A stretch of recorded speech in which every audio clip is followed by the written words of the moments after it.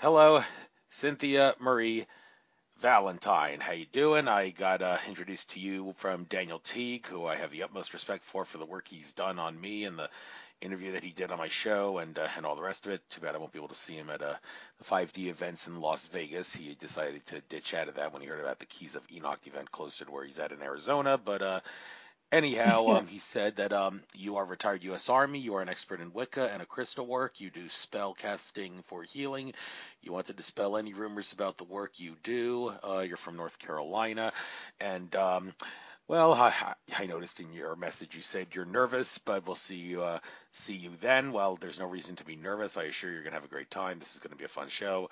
So, and there's things you said you want to try to clear up and everything. You also point out you do pendulum work. So, enough on my end. So, Cynthia Marie Valentine, what have you experienced? How did you find out you have the ability to do what you do? What have you learned? You got the floor. Oh, wow. Okay. Well, first, thank you for allowing me to take this time to actually be on your show. And yes, I was a little nervous. This is the first one I've ever done. Um, and I am very thankful for Daniel Teague. He is an awesome and amazing person, and I'm very grateful for him having the I can't get the word right, shoot, the faith in me to do this. Actually, I'm going to go back to, a lot of times people always say that they've come into what they knew that they were supposed to be doing because of some traumatic event that happened in their life. And that's usually the way it occurs. But for me, what happened was I always knew as a child that something was different about me. And I always used to, and people always thought I was a very strange child because I would always look up at the sky and I would always say, when are you going to come back and get me? Why did you leave me here with these awful people? And they always thought I was just strange and just weird. And as a child in elementary school, I had the capabilities to speak to the dead. I saw spirits. I was able to astral travel. And I just, it was all natural for me. And my grandfather, who was Cherokee Indian, he actually helped me with a lot of my gifts at that age because I knew that I was different, but I wasn't sure to what extent. I wasn't sure exactly what. And I did what everybody else did. I grew up in the church, and it just didn't seem like it was the right thing for me. I'm not saying it's not right for everybody, but I was more drawn toward everything else that the church says no to, which is basically how everything came about. But as I got older, I realized that I had the ability to do things. I had the ability to make things move. I had the ability to anything that you can think of spiritually, I was able to do. But I was really, really good with healing. And I remember as a child, I was probably 9 years old. I remember asking, what was my purpose in being here? Why was I here? And that when I went to sleep, I was given the answer. I was told that I'm supposed to be a healer. I'm supposed to help others. And since then, that's what I've been doing. I'm not going to sit up here and say it's been easy because in healing others, I was going through things of my own, but I do realize that everything happens for a reason, and that without the things that happened to me, I wouldn't be able to help the others the way that I do. I'm more into Wicca because it is more dealing with nature, and nature to me is everything, because everything has life, everything has vibration, and unless you can actually see that and work with it, then to me it's kind of pointless. I'm not sure if I'm making sense. I'm a little nervous. I feel like I might be rambling. You're not saying anything. Well, that's because I'm always going to be on mute when you're talking, naturally. Oh, okay. Yeah, so I have no intention of interrupting you, and when you want to stop talking, give me a chance to ask something, by all means, that's okay. But don't be nervous. Everything is cool. The angels and guides are with us. I just asked them while you were speaking there, make sure they're with us to make sure that this is the best show we can do.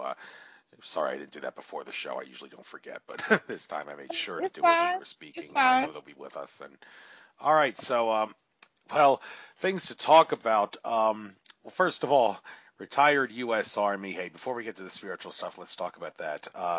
song about a poem, I should say, about how the military is all a hoax. David Icke has mentioned it a few times in his talks about this lost soldier or something about that who can be thought of as being a senior citizen and young man going off to war at the same time, and he's fighting for good, but he's supporting tyranny. Is basically this idea of the poem that Icke often recites, showing how the military is all just one great big scam, and all the people that went off to the war in Afghanistan, it's all about opium poppies and this whole thing about Venezuela. Let's hope that doesn't escalate to a war.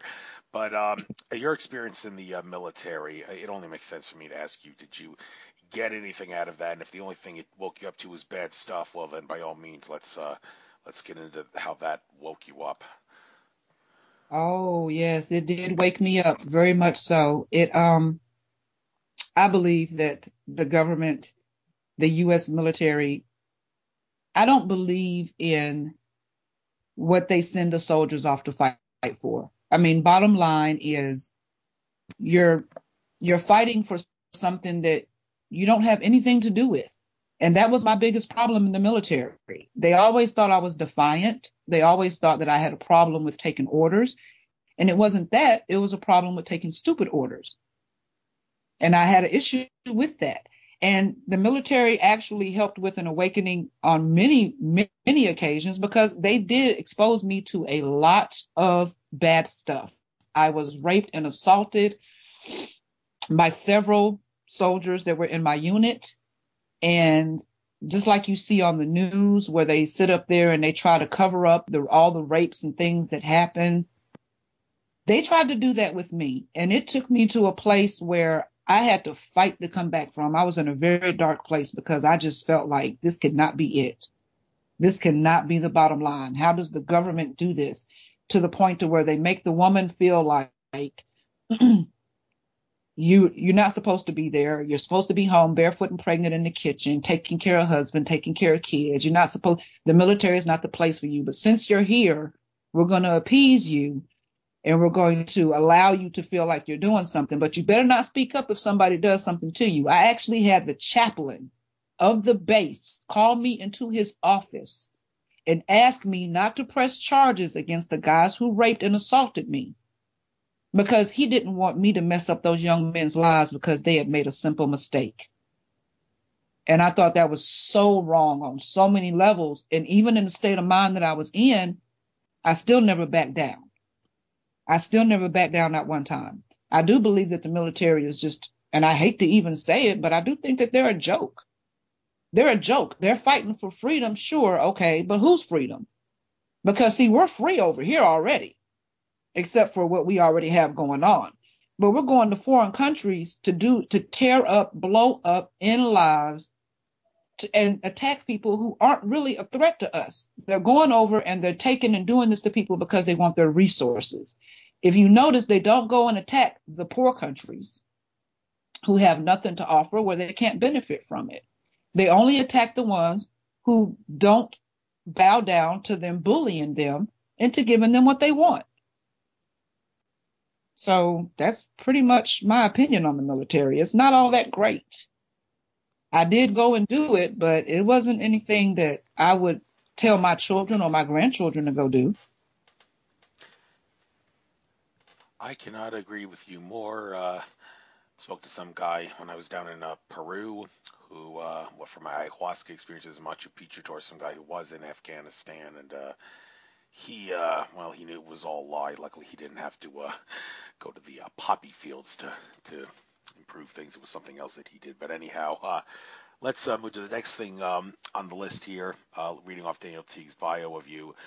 Wicca and crystal work. Well, first of all, Wicca, I have the Wikipedia page up, and I'd like to give you a chance to debunk what the mainstream sources like Wikipedia that can't really be trusted in many regards, not just because it can be altered by anybody, but other reasons. There are plots to get the truth concealed with some of these things. But Wicca here anyway, the picture shows a pentagram with flowers on each point and candles all around it. That seems to be the picture that they've chosen for the for the page here, and it says Wicca, also termed pagan witchcraft, is a contemporary pagan new religious movement developed in England during the first half of the 20th century and was introduced to the public in 1954 by Gerald Gardner, a retired British civil servant. Wicca draws upon a diverse set of ancient pagan and 20th century Hermetic motifs for its theological structure and ritual practices. In just the first sentence of the next three paragraphs, Wicca has no central authority figure. It is a typically duotheistic, worshipped as a goddess and a god, and celebrations encompass both the cycles of the moon,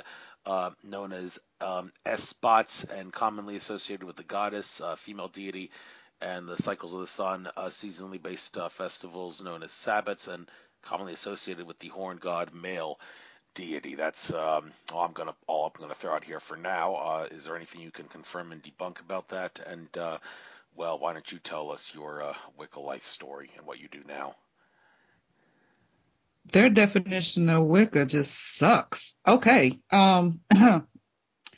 Wicca to me is, I'm actually going to try to find the definition that is what people who practice Wicca, what we actually think of it as, because people who practice Wicca are usually into shamanism, okay?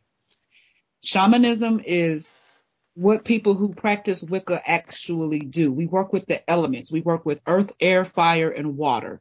We call upon the energy from the earth that feeds us and gives us everything that we have to survive, to give us that energy to turn negative into positive. I'm trying to think, because what you read to me was really funny. People don't see Wicca as a category, should I say. Let's put it that way, as a category, like they would say Baptist, Catholic, things like that. They don't see Wicca that way. They love to label people who practice Wicca as witches. And it is actually witchcraft, but it is actually depends on the individual and what their intent is, because there's white magic, red magic, and black magic. People only think that it's white magic and black magic, and that is not true. And as far as like with candles, each color candle represents something different. White, of course, we know means purity. And red is, I'm looking for the exact definition so I do not give you the wrong information. And my dog wants to start making noise right now. Really? But I do, while I'm looking for this, let me go to something else. Candle magic. When I do candle magic, I use candle magic. Like I'll use the black candle when I'm doing an entity removal. And while I do that, I now write a spell, because my intention is to not cause harm. That is Wicca's, that is the thing that Wiccans go by. We are to cause harm to nobody. Everything and anything that we do is protection as far as we're concerned. I don't go out and, cast spells on people and, oh, you wronged me, I'm going to get you. That's not how that works. And we do actually do Sabbats by the seasons. We do it by the moons. And I use my crystals when I do my candle magic, because the crystals have a certain energy that help, that help with the magic that is coming from burning the candle. And that is actually called candle magic. And there's different types of magic that can be performed. You have elemental magic, you have candle magic, and a lot of mine is done for healing purposes. And once again, it goes back to what I asked the universe when I was a child, why I was here and what I was here for. And they told me healing. And I learned through my grandfather that there were certain herbs that you could use, that there were certain times of the day to do certain things, because that's when the universe would be more open and you could actually cross that, the veil would be thinner at that time. Wow. I didn't realize Wikipedia explained Wicca in that manner. Now, you do have some people that do have a coven, because you have people that are in a coven, and then you have people who are the solitary practitioner, which I am.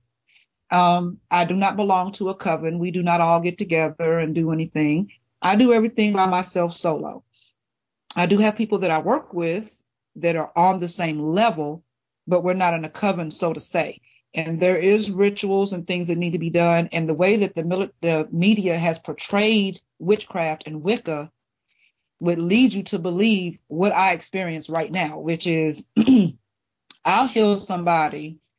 They'll tell somebody, oh, I went and saw this wonderful woman and she healed me and I feel so much better. My head is clearer and I can think, I can function. I'm not stressed out. And the other person that they're talking to says, oh, you're doing witchcraft. She's a witch.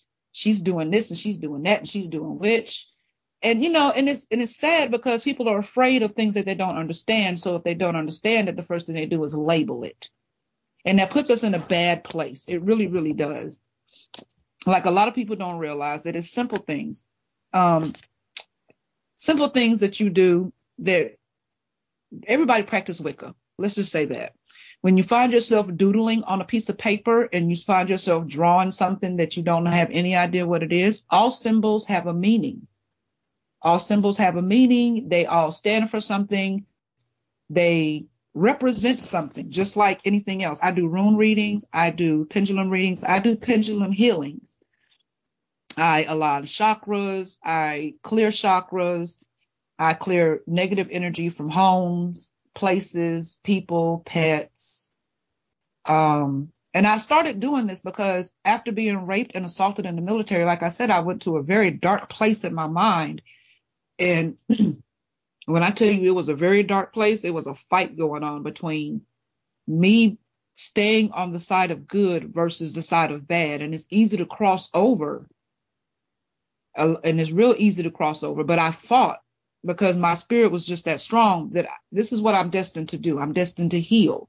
So that's what I do. I don't do love potions. I don't do, things like that, because to me, that is something where that's not nature. That's your own personal wants. That's something that is selfish. And a lot of people don't understand that the ego has absolutely no place in the metaphysical world. Anybody who works in the metaphysical world and their ego is still big, strong, and intact, they're not where they're saying that they're supposed to be. They're not by any means whatsoever. And a lot of people get caught up dealing with the wrong people. And some people claim to be a shaman, and some people are, and some people aren't. You have good and bad in everything. I mean, everything. And it's hard to distinguish between the two when you have so many people who are saying they represent one thing, but it's not really true. You have people who will say that they're doing this and they're doing that. And what they're really doing is they're just latching on to you to take the energy from you and to suck you dry, because they're, for the lack of a better term, energy vampires. Okay. Funny how I watched a video on energy vampires not that long ago. There is definitely a truth to that, different versions of the phenomenon. But anyhow, getting back to Wicca, I didn't hear you mention anything about the guy who Wikipedia glorifies here, Gerald Gardner, who wrote Witchcraft Today. Are you familiar with that book, or is this guy just a total phony as far as you're concerned? And maybe that's why Wikipedia decided to glorify him, because Wikipedia wants to spread fraud. In my personal opinion, I believe this is somebody who just happened to have the opportunity and the means to get his opinion out there, his opinion of what he thought it was. I've never heard of the man, honestly. I don't do a lot of book referral because a lot of my things come natural. But from what I'm picking up off of what you just said about him, I don't see him as being anybody that I will follow behind, because of simply the way that he explained Wicca in the first 3 sentences. This is something that, to me, it's almost like he wants attention. I hate to even say he's full of crap, but maybe that's the best way to put it. Because I don't agree with his terminology for Wicca. I don't agree with what he said. True, it is witchcraft, but you have to go a little bit more in depth with it. You have to be a little bit more detailed. because nobody's riding a broom, nobody has the black cat, nobody's up there by the moon and doing all this, and nobody's doing that. And the way that he describes it, that's the way you would think it goes.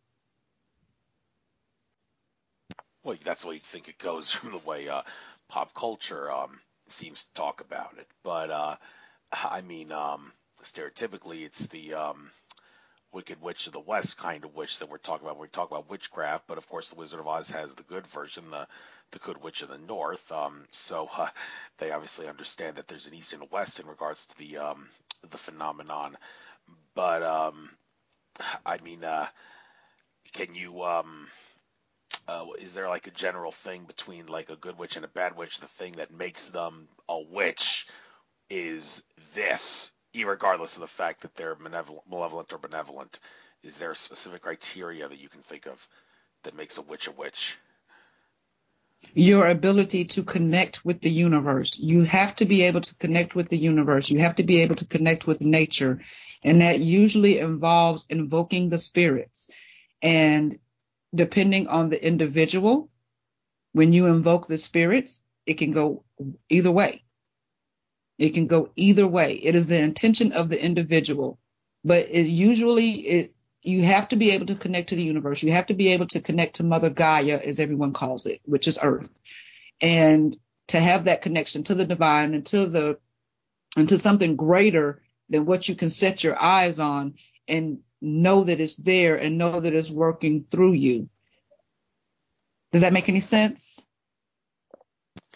Yes, and I funny. I said there's an East and a West. Well, actually, the Wizard of Oz made the East and the West the bad guys. There is no Witch of the South. But when it comes to the compass locations and geographically and the poles and all that, can you think of any reason why they would have chosen the East and the West to be malevolent and the one from the North, and if there would be a South one, to be the good guys? Any reason?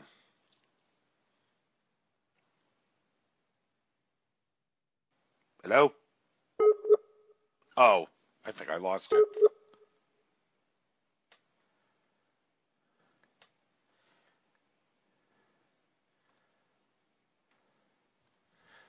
In Wicca, because those certain directions bring Actually, in. can you start off, because for the past 10 seconds it said reconnecting. There's a bad connection on my Skype end.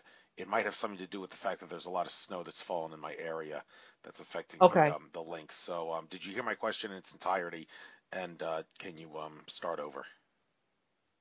Yes, I did hear your question in the entirety, and I will start over for you.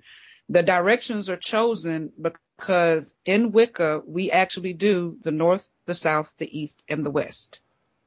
That picture that you said that they used in Wikipedia to show for Wicca, those flowers and all of that stuff, that represents the different locations, let's just say. I don't know the proper word for it. I've never really been good with the labels that everybody wants to use. But let me see. Like, for example, when you're invoking the elements, you're going to invoke air, fire, water, and earth. And then you stand in a circle. And then when you call upon the goddesses of the east and the goddesses of the west, and you call upon these things in a certain order. So I'm not sure why the Wizard of Oz actually depicted those two particular ones, and I'm actually going to look into it because I'm actually very interested. I never thought about it that way all this time. But I know that we actually do use the four corners, so to say, to actually make contact, invoke the spirits. And invoking the spirits is what connects you. And that's done with prayer, meditation, it's done with the ritual, it's done. But you have to be able to connect to Mother Earth. You have to be able to connect to Gaia in order to even be able to do this. You can't just wake up one day and say, oh, I'm a witch, I'm getting ready to do spells and work candle magic, because you're going to open the doorway to something that you're not ready for. Did you? Yes, I'm just getting off mute. I press the button every time. And well, I like doing candle work myself. My candles of choice are Yankee Candle candles that I get from the local CVS pharmacy, and I try to do variety with the scents and the colors of the candles. Always get the biggest one. Buy in bulk is the cheapest value, the best value. But I mean, when it comes to candle work, I remember one time when I was just supposed to do a ritual of sorts I saw on the net for on the winter solstice, and it actually suggested use a white candle. I didn't have a white candle, so I used a red candle. Well, I hear what you said earlier about using red, white, and black candles, and there's a reason behind that. I can't help but ask, is there any way that I could have screwed up, for lack of a better term, my ritual simply because I decided to work with what I got and use a red one rather than just buying a white one, like the instructions said I should have? And when it comes to different scents and different colors, does it basically work on the same area, like the same way the chakra system color thing works? And the smells, like, are there any specific scents that you think are better than others if you're going to go by the, I guess, the Yankee Candle scent code, whatever it would say? Well, let's see. Well, first of all, I would, I don't never want to sound condescending in any way, but I do want to actually warn you about doing that. If it says to use a particular color candle, and if the ritual calls for a white candle, the white stands for purification. It stands for the highest love, light, divine connection. And the red candle can be used in different manners. And I know for a fact that you don't necessarily have to use what they said. You can usually use substitutes. But what I would have done is I would have taken the red candle and put it on a bed of salt. And I would have used it that way since you didn't have a white candle. And I mean, honestly, in your opinion, when you did your ritual, did it seem to be effective with the candle that you used? Did you achieve the results that you were trying to get? Oh, yes, and as a matter of fact, the when on the comments for the ritual saying comment and let me know how your ritual went from whatever site it was that I got that from. I pointed out I had to use red instead of white one, but I work with what I got, and the person who wrote the article about the ritual and all replied, and it was a generally positive reply, not saying, well, you would have screwed up the ritual because you should have used the right one all along. No, it wasn't like that. It was like saying Right. it's okay. It seemed to work out, but I couldn't resist asking you, like I mentioned, because you said red, blue, and excuse me, red, black, and white candles, and there's a difference in regards to how I use them. So that memory popped in my mind about what I was about that whole thing when I heard you mention that. So, well, moving on to some other things here. One thing Wikipedia says Wicca celebrates and encompasses both the cycles of the moon, the cycles of the sun, the Esbats and the Sabbats, respectively. Whether this ties into Chinese calendar versus Western Gregorian calendar. The Chinese, I could assert, and I'm sure many others in the spiritual community would assert, is definitely the way to go because they get the lunar cycles mixed in, which is there's more than just than the sun and all. And I'm not going to get into the whole debate about the moon being artificial and all that and how that factors into this. But the point is, regardless of whether the moon is artificial or not, people assert the lunar cycles are probably the best way to go because that's feminine energy, and we're a feminine earth, and the sun is masculine energy dominant, and not to say the case with Mother Earth and all. So, and I follow the Chinese calendar very closely when it comes to astrology and all that. Year of the pig we're in, and so. But regarding how Wicca deals with cycles of the moon and cycles of the sun, could you compare and contrast that? Well, I noticed that, like, for example, I went and pulled out one of my Wicca books just so I could actually touch bases and do a little bit more because I never really pulled them out like that. We have season festivals, and they have, of course, like you said, they have different titles, and they have different days that are different on the calendar, and it's different. It's different things that we do, and I do believe that the moon is actually a feminine energy, and I do believe that the sun is actually a masculine energy. But I kind of go with the flow. I don't know how to say it without sounding crazy, but I mean, I know what to do when it's time to do it. Does that make any sense? Because like I said, when I started going through this and I started discovering what it is that I was capable of and what I could do, there was no internet. I lived out on a tobacco farm where the next neighbor was 10 miles away. You know, there was no working TV, so I didn't have movies to influence me. I didn't have anybody but my Cherokee grandfather to say, when the spring is getting ready to come and happens, he showed me through the farmer's almanac the best way that he could. And that's what I actually started learning off of. I'm trying to make sure I covered your question altogether. If I missed anything, please let me know, because I'm trying to. Well, the general question was, can you compare and contrast the way the Wicca encompasses the moon cycles and the solar cycles? That was my general question. Oh, thank you, because I got off track. Actually, no, that's something I would have to research and get back to you. And I hate to sound stupid, because I've never paid it any attention before. I really haven't. I've noticed that the energies are different during that time. There's more violence that is brought up during certain cycles. And a lot of it gets confusing to me, because a lot of it goes into astrology, which people talk about Venus is going into this house and in this moon, and Mercury's going into retrograde. And I'm like, okay, this is a lot. I mean, it is a lot for me to take in, and I've never really paid too much attention to it. And I really hate that, because now I'm going to have to, because I sound crazy and I don't know what I'm talking about at this point. Well, actually, I don't put yourself down. I don't think there's any reason to shun yourself because you don't know this. I mean, some people will have no doubt astrology is real, but they choose not to obsess about it because they feel deep in their hearts that as long as they live life to the fullest, the universe will guide them in a way that the horoscopes that talk about good things happening will manifest, and the potentially negative horoscopes are not going to manifest. I used to be like that myself, but then I decided to spice up my life by looking at a horoscope daily, and also before the month began, and getting a little bit of sidereal here and a little bit of Western mainstream there. So, I mean, if you don't have to be a full-blown researcher in astrology to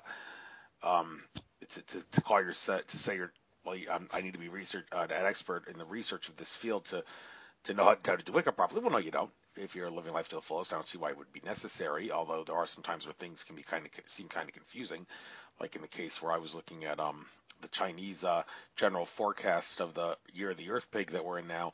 It said in general this is one of the worst years relative to all the other ones in Chinese astrology for practicing spiritual work. Earth Pig year is better for worrying about what's happening to you on a skin suit level and an earth level, and save up some things, get out of debt and all that before you get into the spiritual stuff this year. So although I can counter that of sorts with whatever my sign of Jupiter is in right now, where I remember reading the horoscope a few days ago, and it said this is a good time for spiritual enlightenment, and this happens all the way to December 2nd.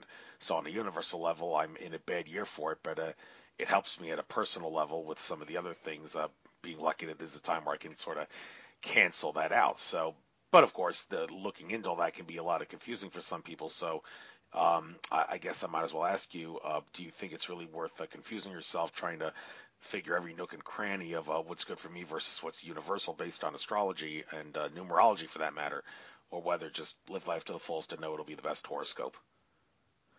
I believe in living life to the fullest, because if people can get so caught up, I've seen people get confused by reading this and then going and seeing another article and then reading that and then saying, oh, well, I don't know which one to do. And I believe that inside of you what it is that you need to do. You know when it's the right time for you to do something, because you're given signs by the universe. If it's not time for you to do any spiritual work, the universe will make it known that it's not time for you to do so. And I mean, I've heard of all these different calendars, and I've heard of all of that, but I believe living life to the fullest. That means helping out as many people as you can, and protecting Mother Earth, and giving love and light to as many people as you can, even though it's harder to do than most people think. I believe that living life to the fullest is what you need to do. I mean, if people sat back and worried about what their horoscope said, they would never leave their house. I've actually had a client that was in Germany that she wouldn't leave the house if her horoscope said that she was going to have something happen, and it wouldn't even happen. I mean, it wouldn't happen, and she wouldn't leave her house for a week, and she would call me and say, oh, I read my horoscope, and I would roll my eyes, and I would be like, oh my God, you just confused yourself. Really? Because that's what would happen. She would confuse herself. because she was trying to take in so much without any understanding. I believe that if you're going to go and get into it that deep, you need to research so you know what you're looking at. I've had 4 people look at my astral chart according to my birth date, because I know the exact time and everything. And then they come back and say, oh, well, this house and this house and this house. And I get just as confused, and I don't like to be confused. And I'm like, okay, if you say so. I don't really go into it that way, because it all just causes me stress. And I just know that if it's the right time, the universe will provide for me the sign that I'm looking for, and it will let me know. Just like, good example, I've always been artistic, but I've never really put it to use. Okay. But now, as of almost going into a year, I've started my new business, which I get spiritual messages through my art. And I don't know if that makes any sense to you. With every full moon, I paint a series of paintings in this abstract art. I actually meditate, and I ask for the archangels to come in, and I ask for everybody to come in, and whatever message it is that I'm supposed to give to the people, let it come out through my art. And I mean, I have over 45 pieces of art where, depending on your level of spirituality and where you're at in your mind, you may see something different from the next person. And I mean, the universe gave me the sign that this was the time for me to do it. And when they gave me the sign, I jumped on it and immediately started doing it. Maybe it wasn't time for me to do it 5 years ago. Maybe not even 2 years ago. So living your life to the fullest and knowing that you're living your life in the best way that you can is, to me, the best thing that you can do. A lot of people who get into the daily, I used to do that, read my horoscope every day. And I would be like, and I would base my day off of what somebody wrote down in a newspaper. And then I had to stop doing that. I had to stop doing that because I was worrying myself crazy if it said that something bad was going to happen. I was constantly looking over my shoulder. That's not living, in my opinion. Well, there's a lot of questions about the extent to which one can avoid the things that are in a horoscope that seem to depict something unfortunate will happen. A couple of times I've seen my daily horoscope say people will annoy you in almost every way possible. I mean, okay, does that mean lock yourself up in the house all day because people are going to annoy Exactly. you, or you've just allowed people to annoy you because you've locked yourself in the house? Well, I mean, I've heard people say the universe is a timeline with a series of events, and you can only get involved with it. You can't really change the timeline as much as you can intermingle with the events. And then, well, if that's the case, then maybe, well, there's nothing you can really do to avoid it. Something is going to happen in some degree that'll manifest that. Well, with that being said, Wicca gets involved with nature.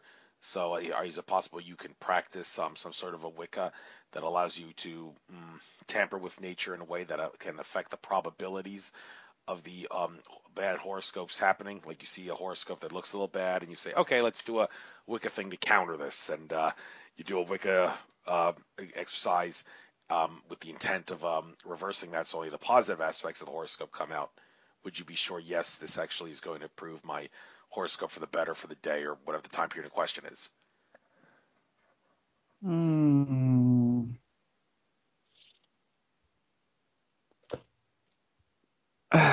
Repeat the initial question. Yes, doing Wicca to cancel out the unpleasant parts of a horoscope. That's it. That's all I needed to hear. Yeah. I personally, and I'm just going to start it off that way. That's the way I start off everything. You know that if you read anything that I post. I personally, in my own opinion, don't think that doing a ritual to counteract a bad horoscope is not a good idea. Because, see, this to me is just like, okay, my thing is, how do you know that the person that wrote the horoscope is actually on a spiritual level? How do you know that what they wrote was not their own projected intentions? See, they may be having a bad day. All of that is factored into it. I personally would not say that doing a Wicca ritual would be a good thing. But if you feel like that because of the horoscope that you read is going to cause you some uneasement, I would recommend light a white candle, play some meditation music to raise your vibration, and try to keep your vibration raised. And that way you could possibly avoid whatever it is. And I do believe that you can change whatever is in your timeline. I don't believe that whatever is there, you just have to go with it. I don't believe that, because that's tampering with somebody's free will, which you cannot do. See, what happens is that situations present themselves and you make a conscious choice of what to do. So your decision it basically makes and maps out what it is that's going to happen. So in order for you to get the best results, maybe you need to meditate for an hour, 15 minutes, 10 minutes, however long it takes for you to meditate. But I wouldn't recommend that just because you read it, that you actually just jump into it, because a lot of people jump into doing rituals and they don't know what they're getting into. A lot of people can look up something online and think, oh, I can do this. And then they open up a portal or a vortex to something that they're like, oh, my God, what is this? What's going on? And they have absolutely no idea. We have to be more conscious of the decisions that we make as people on our daily basis. And this is what controls our lives. That's what I believe. Thank you. And another thing about what you believe regarding what's the best ways to enhance the Wicca experience. We talked about the candles and the and such. Well, let's talk about the crystals and the types of crystals that you think work pretty well for this. Also, does size matter when do you want to use big crystals or small crystals, or size really isn't as much of an issue in this? And also the types of species of flowers here on the pentagram in this Wikipedia picture. They have some sort of a yellow flower that looks like a yellow rose sort of on the I've never heard of a yellow rose, but anyhow, that's what they've chosen for this this picture here on each of the corners of the pentagram. What kind of plants in particular work well, and where'd you learn that these plants these are the plants you want to use and these are the crystals you want to use? Can you give us some sources for that? Okay. Now, as far as crystals, size does not necessarily matter when choosing your crystal. When you choose a crystal, the crystal pretty much chooses you. I've told people when they go to buy crystals from shops and stores, you know, whatever you are drawn to is what you need at that time. It doesn't matter what size it is. Now, let me see. I actually learned about crystals. Actually, let me tell you how I learned about which crystals did what and how to use them. I had an accident and I had a massive, massive spiritual event that took place. And with it, when I came back after I died and I came back with the knowledge. But what I do for my clients is I tell them to look up the different types of crystals. Now, what I use for healing mostly is selenite. Selenite is the most purest form to connect to divinity, and it pretty much takes care of everything.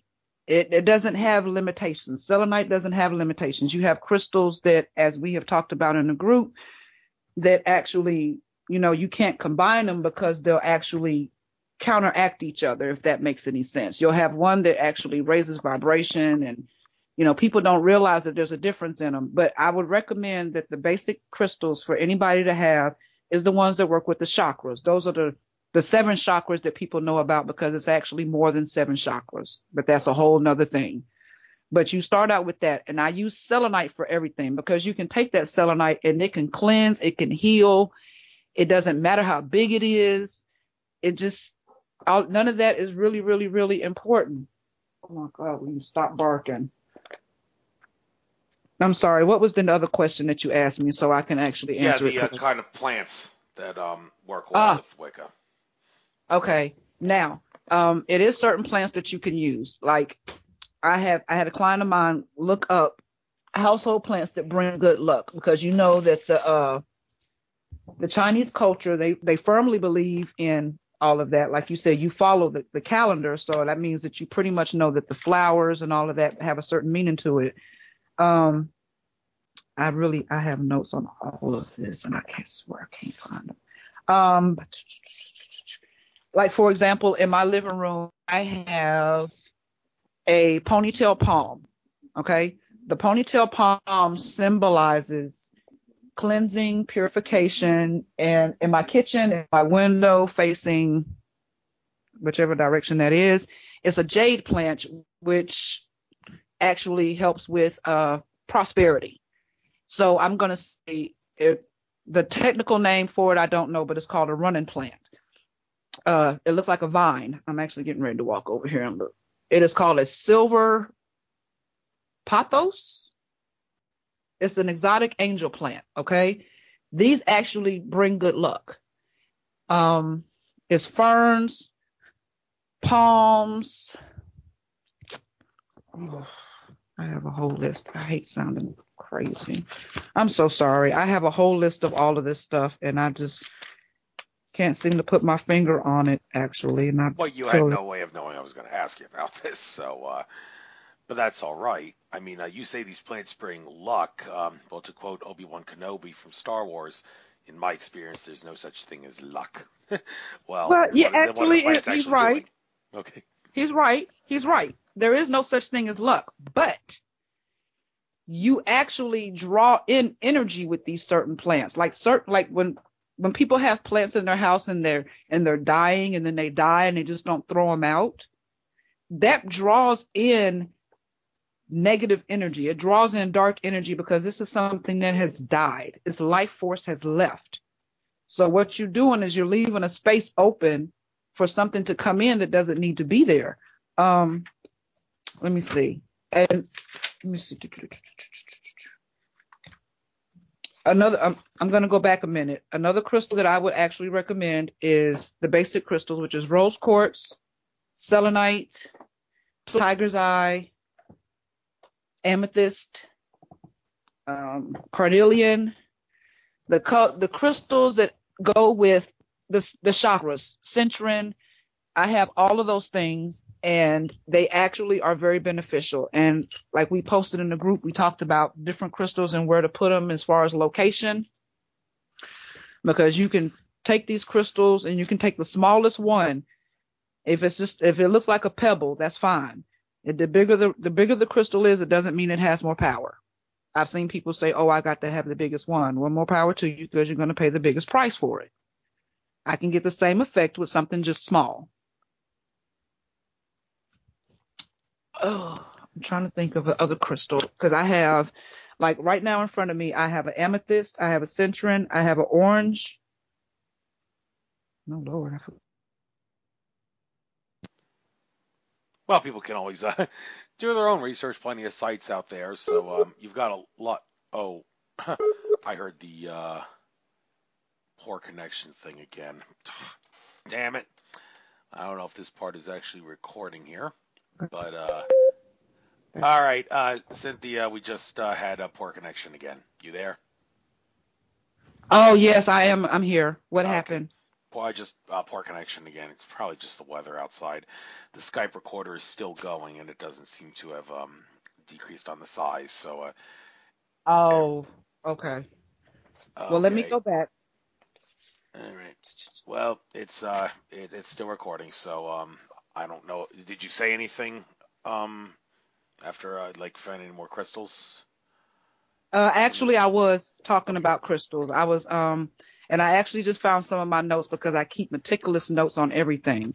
For example, you can put the rose quartz and the garnet in the bedroom or keep them on your person, and it enhances romantic love. Now, I personally don't use them to enhance romantic love. I just use them so that if I run into anybody, like when I go to Walmart, you run into so many different energies and so many different people. I use that so that even if I bump into somebody who is actually having ill will, or they have something going on with them, that maybe the energy from me and from the crystals that I have on me will actually connect with them and actually make their day a little bit better. You can use the different crystals to accomplish different things. They all have different meanings. Citrine and jet enhances career success. Opalite and goldstone enhances personal power and manifestation. I can never say this correctly. Celestite and amethyst reduces stress and anxiety. And amethyst actually keeps calmness. I mean, it's like if it was possible for me to coat my door handle on my front door with selenite, so anybody who touched my doorknob, it would remove all the negative energy from them, I would do that. If that makes any sense at all. I have seen a lot of crystal science that shows that it does, and no reason to think it doesn't work that way.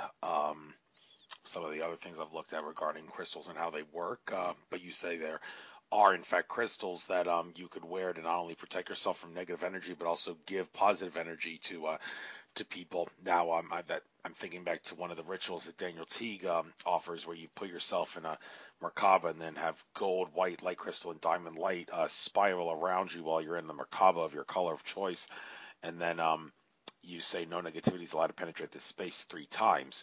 Well, that only does 50% of the job, apparently. Don't you also want to radiate energy out of you to spread love so only positivity gets to the other people around you? Well, you say there's a crystal that can do both. So you basically take carrying the crystal around you at all times over that exercise any day, because that's the crystal can give more out of it rather than just protect you.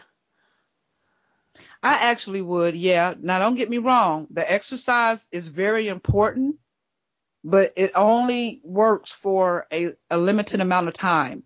I believe that when you carry these crystals with you, you carry them, and with your aura and your energy and the energy that you are manifesting from these crystals that you have in your possession, you exude off a certain thing, and it would either push away those who have negative intentions because they can't stand to be around you, or it will draw in people who actually feel drawn to you and don't know why. You don't know how many times I've been in Walmart and actually got stuck in the aisle for 30 minutes because I was surrounded by people that I have absolutely no idea who they were, but they were like, oh, I just had to talk to you, and oh, can I have a hug? And I'm like, oh, I don't know you. Why would you do that?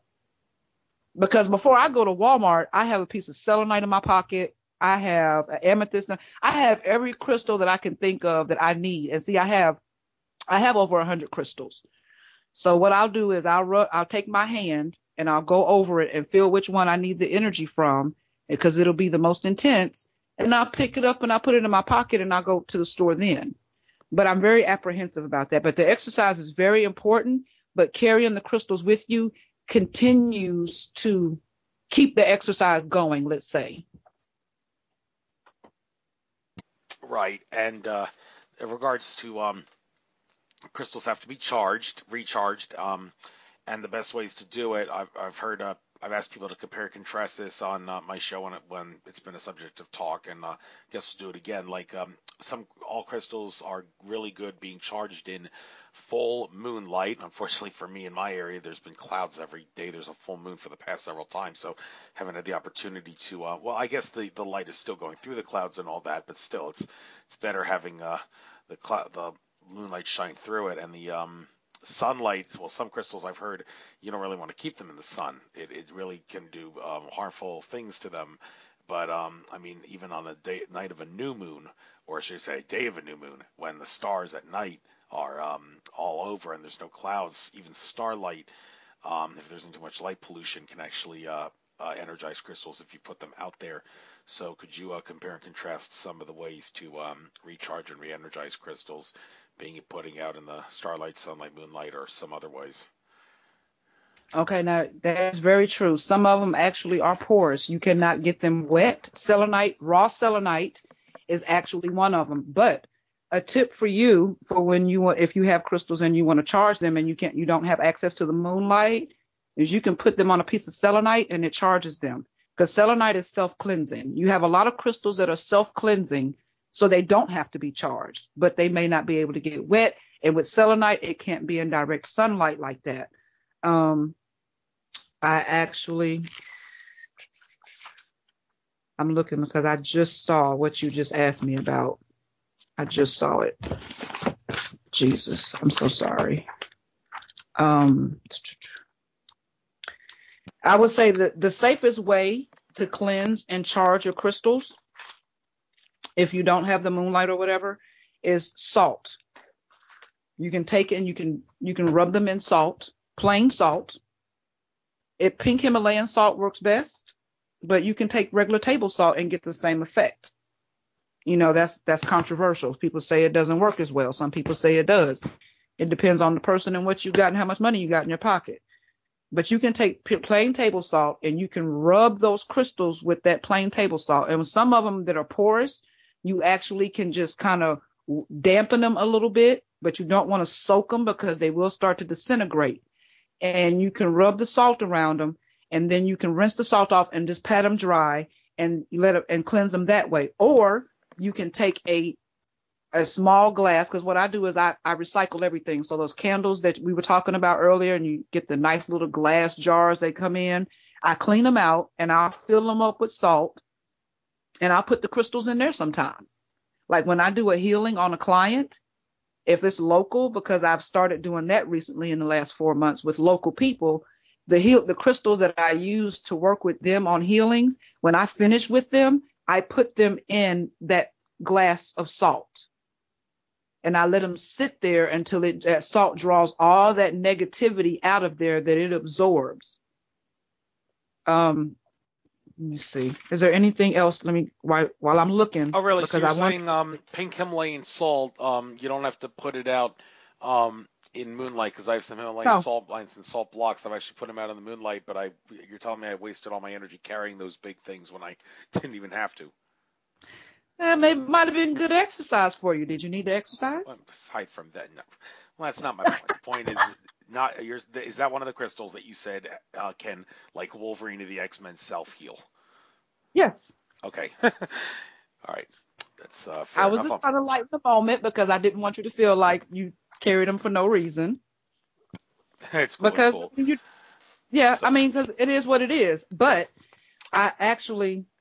See, this is why I asked you for a list, so I could give you all of the information, because I have a list of crystals that you can put out in the sun, the ones you can't put out in the sun. And I can't. Freak. Yeah, a lot of crystals are self-healing, and that's why I really want this list, so I can tell you the ones that are self-healing, self-cleansing. But selenite is the best one. Of course, they have different types of selenite. But the best one, and selenite charges crystals. It charges the crystals that you have to actually put out in the moonlight or put out in the sunlight. And you don't have to put selenite out there at all. And as a matter of fact, it doesn't even have to sit on the selenite for a long period of time. You can put it on the selenite for 10 minutes, like if you're getting dressed and you know you're getting ready to go out and you want to charge something up real quick. Put it on your selenite and grab it on your way out the door, and it'll be ice cold because that selenite has cleansed it, and it takes that negative energy that it withdrew from the crystal and it recycles it and it puts it back out into the universe as positive energy. Very reassuring to hear that. So hope people will consider experimenting with that. Now, switching gears, you mentioned you have Cherokee ancestry and all, and you mentioned something about how your Cherokee father telling you you can always trust nature if you're in tune with it to work out well for you. It's very funny you mentioned that, because you ever get that feeling where you tell yourself a joke and then all of a sudden the joke is really funny after you tell yourself a few times, you can't stop thinking about it? I recently had that feeling with a joke involving Indians and weather, or should I say, specifically Native Americans and weather, but the original joke has Indians in it. And, Okay. I might as well just for entertainment say, tell you this, and you tell me, no, this joke's got it all wrong. This is how it's really done. So the joke goes, Native American chief knew winter was fast approaching, decided to have his tribesfolk gather wood to prepare for the winter. So after gathering all the wood, he decides best way to play it safe, call the National Weather Service and see what they have to say about the weather, the upcoming winter. And the National Weather Service guy told him, we expect a relatively highly severe winter, and we encourage everybody to prepare more. And the Native American chief was like, okay, thank you. So he asked the Indians to gather more wood, And then the after that round of gathering, he decided, well, let's see if anything's changed in the forecast. And he calls the Weather Service people again, and they say, oh, we expect a very, very severe winter. You may actually freeze to death if you don't take extra precautions this winter. So he said, okay, thank you, and makes the Indians gather more wood. So after a third round of gathering, he calls the Weather Service people again, and they say, we think it's going to be bone-chillingly cold, and our way of life is at stake. You better prepare like you've never prepared before. That's our advice, everybody. So after gathering another round of wood and practically destroying the entire forest in the process, he decides, okay, this has been a vicious cycle, but hey, better play it safe this way. So he calls the Weather Service guy again, and the guy says, it's going to be the worst winter ever, far colder than anybody could ever imagine, far harsher than everybody could ever imagine. We're talking snowball Earth, we're talking next ice age, we're all screwed. And the Native American chief said, so how can you be so sure about this? And the Weather Service man said, because the Indians are gathering so much wood. That's too funny to me. Yeah, that was, to me, that's like one of the funniest jokes ever. So with that being said, would a Native American even think about calling the National Weather Service? Or if not, what is the true Native American way of preparing for weather, for whatever season it may be, and how do they get their information? Oh, okay. Well, they would never call the National Weather Service for one. That was just thrown in there, and it's a real funny joke. I would laugh, but I don't know if that's needed on the recording or not. But actually, with my experience, I can pretty much go out and according to the way it feels outside. You have to pay attention to nature because nature gives you signs. The birds and the animals, they give you signs of what's to come. So what happens is the Native Americans, if the animals are all there and they're gathered around and it don't look like they're trying to leave, then the weather is pretty much going to be okay. When you see them starting to leave and all of a sudden it's to the point to where you see less and less animals, then it's something bad getting ready to happen because animals actually interact with nature. Right before we had that really bad hurricane come through here, I can't even remember. It was the end of the summer. And I mean, it killed a lot of people. It took a lot of people up out of here. I had a salamander that when I opened up my front door, it was in my doorway and it was just doing circles. It was just confused. It was just going haywire. And when you looked up at the sky, it was a beautiful sunny day. It was really nice. You would never know something was coming. But I looked at that salamander and knew that a storm was getting ready to come. My mastweiler, she actually goes crazy when a storm is getting ready to come because they can pick up on this because they're sensitive. So what you do is you're in tune with nature. You're in tune with the things around you, and you read everything around you to determine how things are going to work out. Now, 9 times out of 10, you will actually maybe off sometime until you actually get the hang of it. But it allowed me plenty of time to get candles, lanterns, flashlights, batteries, and everything to cover me in case my power went out. And a lot of people were left very without because they just kept looking up at the sky. The Native Americans use nature to determine what nature is going to bring their way. If that makes any sense at all, that's what happens. Yes, and is there any rivalry of sorts between the Native Americans, like my tribe's way of determining weather and determining nature is better than your tribe's way, or do the Native Americans not wage war in that regard? They don't see any sense in picking my tribe's better than your tribe in regards to this, in regards to that. How does that work out in the general culture? Normally, that's not something that happens, but what happens is you have 1 or 2 individuals who feel superior because they are whatever tribe they come from, and they feel like this other tribe is beneath them. And so you have 1 or 2 individual bad apples in the bunch, let's just say that. But normally it is not the way that it operates because we're all one. We're all one. We're just divided by man. We're divided by location. But when it all boils down to it, we're all doing the same thing. And I mean, you do have some that actually take that, but I've never seen it personally. I've seen more hatred and rivalry in the Western stuff that we have going on now than I do in Native American, because they believe in family. They believe in everybody helping one another. They believe in everybody being there for each other.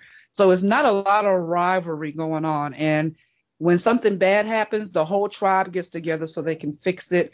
And even when it happens with another tribe in a different location, peace talks are more important than war. But I don't ever want anybody to ever think that they will not pick up and fight to protect theirs at any given time, and that's any tribe. But that's usually not the way it works. I mean, I haven't seen it personally, and I would be interested to see, honestly, if they actually went to that extent, because I see that to be a more of an American value than I do an Indian value. Thank you for clarifying that. So now this thing Daniel Teague wrote here in your bio here, she does spell casting for healing. Okay, a spell casting. Well, when I see the word spell, and that's another thing that gets a lot of negative stereotype, just like witches get a lot of negative stereotype. Thing about spells, do you really have to be good at it, or not necessarily? Can someone just happen to have a little, like, be a superhuman in regards to spells and not realize it? I mean, I know it's fictional, but a good example to try to illustrate my point, the Disney movie Bedknobs and Broomsticks with Angela Lansbury and David Tomlinson. In that movie, this lady who was a good witch, played by Angela Lansbury, got spells from this guy who ran a college of witchcraft from London, and she tried to meet up with him because he wouldn't send her and the rest of his students the last spell in the Book of Spells. And she actually performed a spell on him to turn him into a rabbit in the movie. And when he turned back into a human, she told him, "I just changed you into a rabbit with one of your own spells." And he was like, "My spell?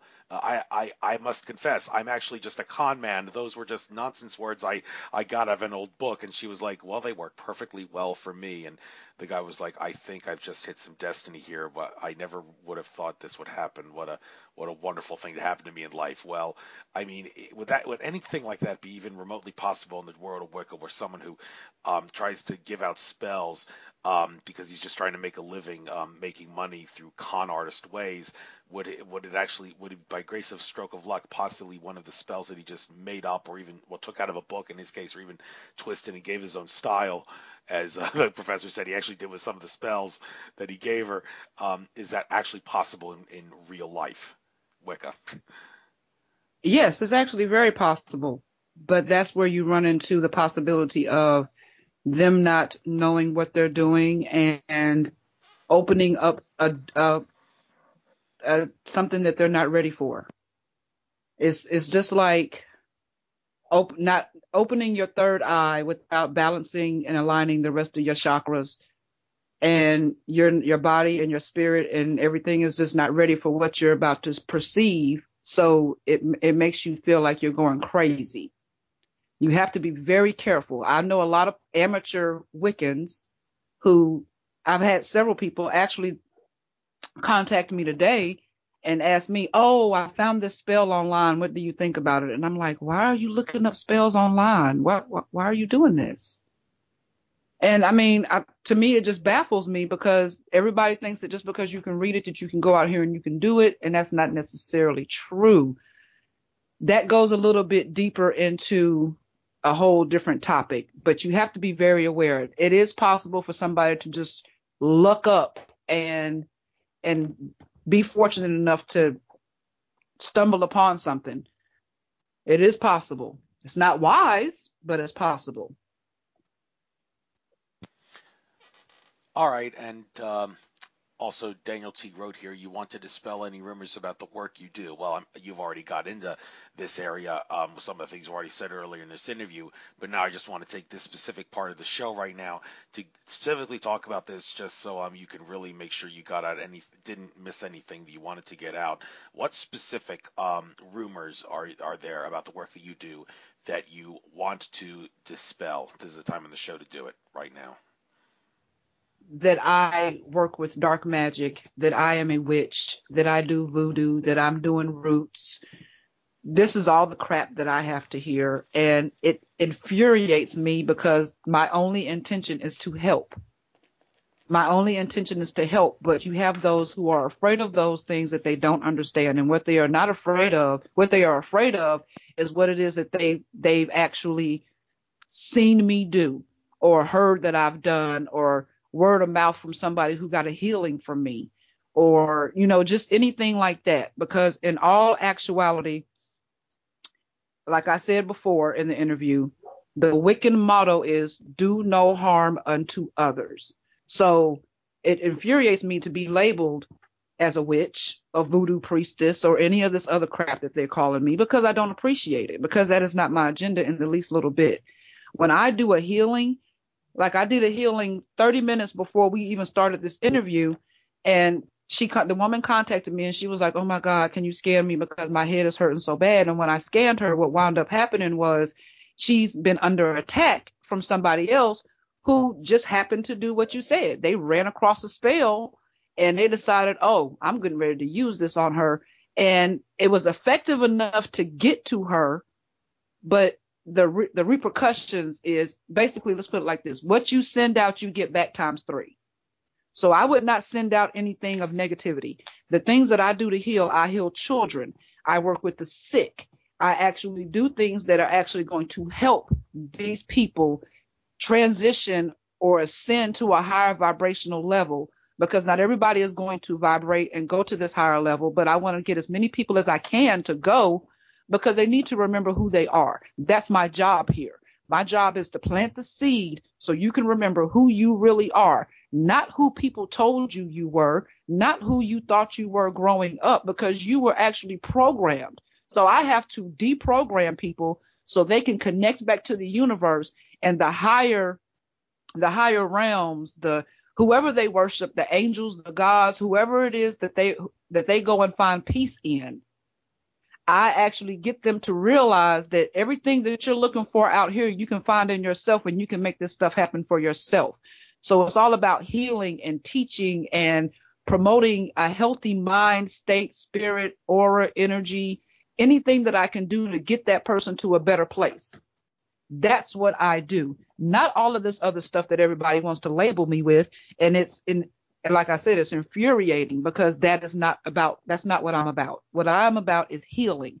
I'm about promoting good health. I'm about people. As of lately, I've been removing curses. I've been removing, the proper term is not exorcism. I don't know what everybody would call it now, but I've been performing quite a few of those in the last 6 months. And it is amazing to me that so many people have allowed these negative entities or things to come into their aura, their space, and their energy.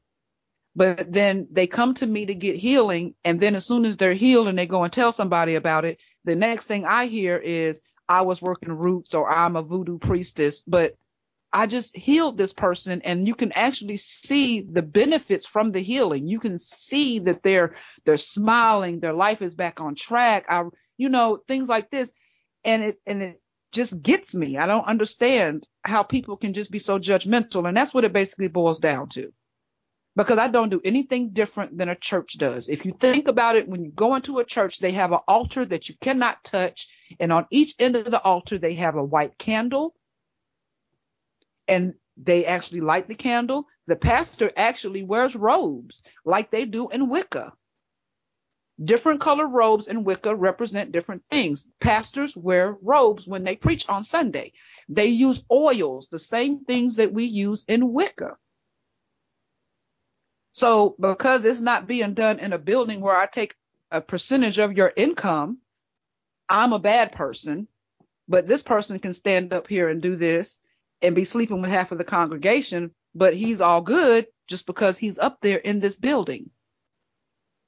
It's not fair, and I hate to even sound like I'm having a tantrum of some sort, but I just really think it's not fair. Just because I don't have a building where I tell you to come every Sunday and I take your money that you work hard for, it doesn't make any difference. I do the same thing. When they have a problem, they call their pastor. So when people have a problem, they call me. But the first thing that I hear about me is that I am a bad person. You wouldn't imagine how many people that I have been working with. And Daniel actually had to help me with one individual because he became so obsessed when he found out the abilities that I had and the things that I could do. He actually became so obsessed with trying to take these things from me, which was not going to happen, that he, made a deal. He made a deal with dark forces to actually, if I want fame and fortune, he wants to do radio shows. He was all about trying to put money in his pocket, and he was willing to do anything and everything to do it, but he was also willing to sacrifice me to do so. He went out and he slandered my name. I lost a lot of clients. I lost a lot of things behind that. But to me, it only means that the people who really know what I'm capable of doing were the ones that stuck around. And the other people who carried on these rumors and all this other stuff that happened, they've gone on about their business, but their life is still the same, if that makes any sense. It does, and thank you for clarifying the things you need to get out about what is kind of the fraud Wicca and what's the real Wicca. And well, I'm going to get back to that in a little bit. But one last thing here, and all the things that Daniel Teague and you put in your post that you sent me over Facebook in preparation for this show. You said lately you're doing pendulum readings. I downloaded a document called Secrets of the Pendulum from, I think it was numerologist.com, but I haven't had a chance to get to it. I did skim over it, and one thing that it did talk about was you don't necessarily have to use a true crystal pendulum to do it. A simple paperclip attached to a string can work, although I'm sure anybody in metaphysics would tell you that the probability of getting an accurate reading with the crystal one is much, much higher than the paperclip. Well, I guess we might as well elaborate on that from a metaphysics standpoint. What is it in the crystal that makes it more likely to give you an accurate reading when you ask the pendulum a question, rather than in relation to asking a paperclip pendulum question or anything else other than a crystal? I'm sorry, I was trying to keep from laughing when you said paperclip. I wish I would use a paperclip. The crystal has stored energy. And what you're doing when you use the pendulum is you hold whatever the pendulum is attached to in your giving hand, which is usually your right hand. And you hold the pendulum. It can be held up by something, or you can hold it over your left hand, which is your receiving hand. And what you're doing is you're recycling your energy through this, and you connect your energy to the individual that you're working with. So with all that combined energy and with the universe, you call in the universe and you ask them, and you make sure that the pendulum is not connected to the dark. Because when you use a pendulum, you take the chance of opening up a doorway either way. So you have to be careful when you do that. I prefer to use a crystal because of the immense energy that it holds. A paperclip, I believe that I want to say that the reason that they said anything about a paperclip is because the material that it's made out of, which is fine, but I don't see you getting an accurate reading off of a paperclip on a string, because I use my pendulums to clear chakras and align chakras and balance them. And I just don't see that the actual paperclip would be as effective as the crystal. I don't see that. Not curious. Well, this is for the purpose of answering a question, a simple yes or no question. Pendulum will move a certain way if it's yes, a certain way if it's no. One would say, why would it matter what kind of a material the crystal is? Well, maybe there is a crystal one is more likely to give you an accurate yes or no answer than one that's not crystal. So if that is the case, what's the science behind how that works? Because my pendulum is actually made out of amethyst. I have a large crystal that was given to me as a gift, and it's actually an amethyst. And the one that I had before that was a black obsidian. And I, like you said, the crystal actually, and with mine being an amethyst, I particularly careful. I like this one because it's an amethyst clear quartz. So it has the healing qualities and so much energy just sitting in it that it gives me more, because I can use my pendulum to scry. I can use my pendulum to do numerous things. Like if I'm talking to somebody when I'm first meeting them and I find myself playing with my pendulum, I'll actually take it off and I'll actually just hold it. And that energy that we have that connects us, my pendulum starts to swing and lets me know whether or not they're basically full of crap. Because sometimes they can disguise that very well. It's a lot of different ways that a pendulum is effective, but crystals to me are better than anything else. I mean, it doesn't necessarily have to be an amethyst. I've actually made 3 selenite pendulums yesterday. And I made those and I'm going to sell them, but they'll be just as effective. They might be more effective than my amethyst pendulum, honestly, because it's selenite, and selenite is one of the highest crystals that there is besides pyrite and all of that other stuff. But the crystals would be a better choice by all means. Oh, funny you said besides pyrite. Well, a lot of people say pyrite fool's gold. It's not a value. Well, you just said no. It does have a value, not in terms of putting more cash in your pocketbook if you exchange it, but in terms of metaphysical qualities, it's definitely a value. So can you show it's not really as much of a fool's gold as some assert? Actually, that's true, because let me tell you what pyrite does. Pyrite enhances leadership, entrepreneurship, and give me 1 second because it does some other things. It works with the higher chakras, for one, okay? And the higher chakras, which confuse a lot of people because basic people know 7 chakras. And I really wish they would know that it was more than 7, but I can't make them know that. So, that's what it is. I'm looking right now. Let me see. Pyrite actually has, I would probably do better with doing this. Can you still hear me? Yes, I can. Had trouble with the Okay, I'm sorry. I just wanted to make sure I didn't lose you. I'm so sorry. Give me just a moment, because pyrite has healing abilities. It connects you to the higher realms of the angelic realm, basically. It's not, I didn't even know that that's what it was. I actually found out that it was called fool's gold, and I found that very interesting because it's very out there in Las Vegas, I'm believing. And I heard people say, oh, it's nothing, just like you said, but that's not true. It's, here we go. Okay. Now, the definition technically, it shields the wearer from negative energy as well as environmental pollutants. I'm getting tongue-tied. It helps promote physical well-being as well, stimulating the 2nd and 3rd chakra. So it's not just fool's gold, and it has mad potential. It is a crystal that I recommend that people use because it would be very beneficial. I do believe that. That's just to kind of sum it up what it does, because if you Google it, it has a very long article about everything that it can do. But I know that we don't have time to go in depth in that manner. But it does. It has quite a few capabilities. But protecting you from the negative energy is what you really, really, really, really want. Now, what I found, though, I just want to throw this in here real quick. What I have found is that people believe that just because a crystal says that it protects you from negative energy, you have to be very aware. Like black tourmaline, it protects you from negative energy that you know is being put towards you. Black obsidian protects you from the unknowing attacks that you have no idea that people are throwing your way. So you have different crystals that do different protections, and it's beneficial to know which one does what. Whoa, that I can't help but interrupt you there. Where is one finding out that you have to know or not know whether you're being attacked to know which crystal?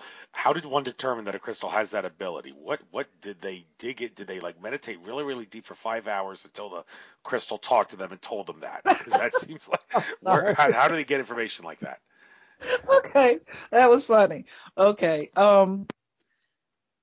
actually, I'm going to have to say, when it comes to how they found out the value and the metaphysical properties of these crystals is probably like they do in the medical field, where they tested them out. You know how they have test drugs? They give certain groups a placebo and they give the other certain group the actual medication. So let's just say I give one group something that they think is a crystal, and I give the other group the exact same thing, but it's actually a real crystal. And I tell them that this is what it does. Well, I mean, if I don't give them the real thing, it's not going to do it. So it's, to me, I believe it would be like more on a test thing, because I've actually never thought about that. And see, once again, I need to do some research, because I never thought about how they found that out. But I mean, everything that I've worked with thus far, according to what they said, and a lot of this dates back to a time well before it's documented, because a lot of this stuff it comes from the ancient ways. It comes from our ancestors, times that people have forgotten, things where they didn't have all of the stuff that we have now. So they had to do trial and error and experiment and find out. And most of the time with shamanism, you'll get premonitions, and premonitions will pretty much tell you what it is that you need to know. Make any sense? Yes, that does kind of remind me of the whole thing with ayahuasca, which experience I'll never forget in Peru. With the how do they find out that you can combine this vine with this DMT-complaining plant to make it orally active? How many trial and errors did they do, or did they even need to do any? Did they somehow communicate with a god, for lack of a better word, to get that information? Raised a lot of questions here. You say they determine these very specific things about what these crystals can and cannot do. But regarding getting back to Wicca and how it's done, you mentioned earlier your left and right hand are your receiving and giving hand, respectively, and it doesn't seem to correlate with whether you're left or right-handed. Maybe I can ask you to get into the science behind why being left or right-handed would have nothing to do with the fact that your left is your receiving and right is your giving. And this, I kind of relate to this myself, because in trying to enhance metaphysical qualities, this thing I used to do back in the day, deck of cards, all the cards with the shapes and different numbers of them. Leave out the king, jack, and the queen and the joker. Just put your left hand, and they say the left is your receiving hand, so do this with the left hand, above the card as it's face down, to try to determine which color it is and how many of each shape there are, based on the temperature that you feel and general psychic powers that you may or may not have to some degree. But yeah, the fact that the left hand is the receiving hand, the right hand is the giving hand. Why is that? And how else is that significant in regards to the way you move your hands and such in Wicca? Okay, let me ask you a question. When you shake somebody's hand, do you shake their hand with your right hand or your left hand? Well, I guess being right-handed, it would naturally, that's my first, unless I see them come out first with their left hand, which leaves me no choice but to do it with my left hand. So, but it's funny you mention that, because some people, I don't mean to get off on too much of a tangent here, but we've been conditioned to hug the wrong way. I heard someone at Malchance to say we shouldn't be hugging people with our right arm on top around the shoulder, left arm below the waist, and tilted our bodies to the over there right shoulder, which is our left side. We should actually be doing it the other way, because the way that we originally been doing it has caused our hearts to tilt to the left. Well, I can't help but ask, are you about to tell us we've been shaking hands the wrong way all this time? We need to switch the way we've been doing it for a reason similar to this. And it could be. But let me explain to you about the reason that I brought up the handshake and asked you the question. When I meet somebody and I shake their hand, of course, I actually can I can write with my left and my right hand. I'm ambidextrous. Okay. So I'm right-handed and left-handed. So when I go to shake somebody's hand, I lead out with my giving hand. And so what I'm doing is, when they shake their hand, we're exchanging energy. Okay. So, and they actually extend their giving hand. So whatever it is that I'm going through, or whatever it is, whatever my state of mind is, or wherever my vibration is, I'm passing that on to that person. And they're receiving whatever it is that I have inside of me.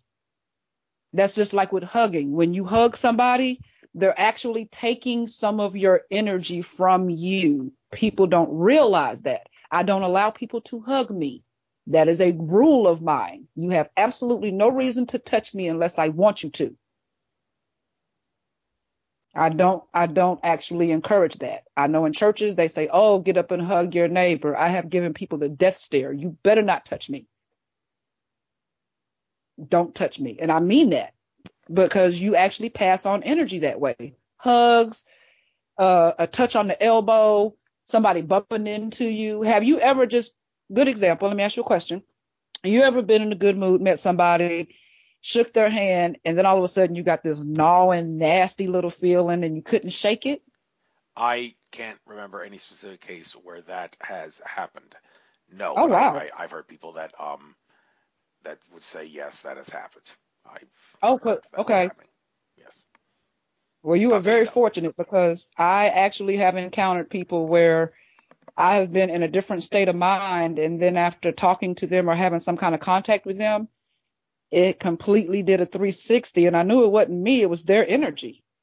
But with me being empathic, highly sensitive empathic, that may have something to do with it, because not a lot of people are. Well, actually, I feel I shouldn't say. I'm sorry, but not with handshake it happened to me, but with a hug. I once hugged Omnek Onek, who lowered a vibrational frequency, of Venus emissary from Venus to incarnate as an Earth human, and hugging her, I and many other people have felt definitely did a positive thing for us, because her energy is strictly positive in many regards, it seems. So yes, I have, but that's from the hugging perspective. So sorry to interrupt you, but Oh, no, that's fine, because that's good. That lets me know that you actually have experienced it, just not in that particular form. But like I say, it can be something as simple as somebody bumping up against you in the store. They pass that energy on to you. That how we say our aura, our energy, our space. I keep people out of mine, because people unintentionally or intentionally will give you or send to you some bad stuff.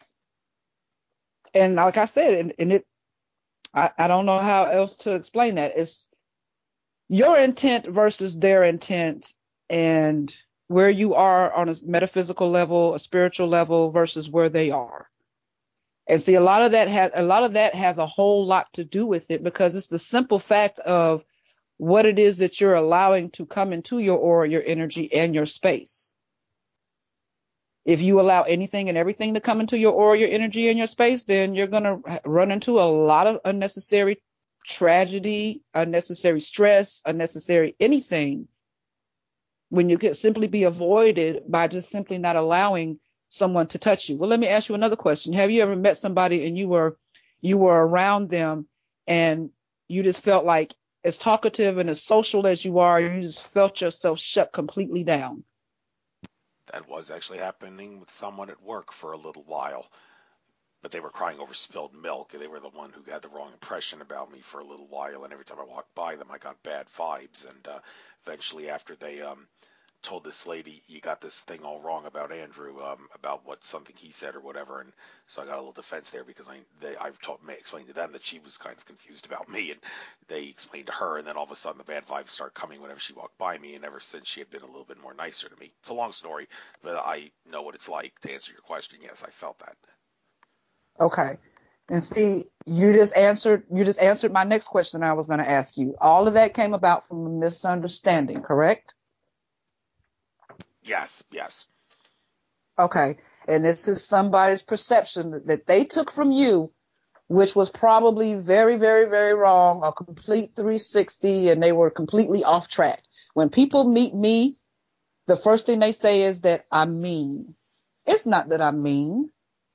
It's that I sit back and I assess what's going on around me. When I walk into a room, I read everybody in that room, because I can pick up on everything and anything that's in there. And I don't want to put myself in a situation where I'm getting ready to leave and start having all kind of backaches, my head hurting, stomach hurting, just things that people just unintentionally or intentionally send your direction. Like you said, when you used to walk past that woman or that person, and you would feel the negative or the bad energy coming from there because of the perception that they had of you.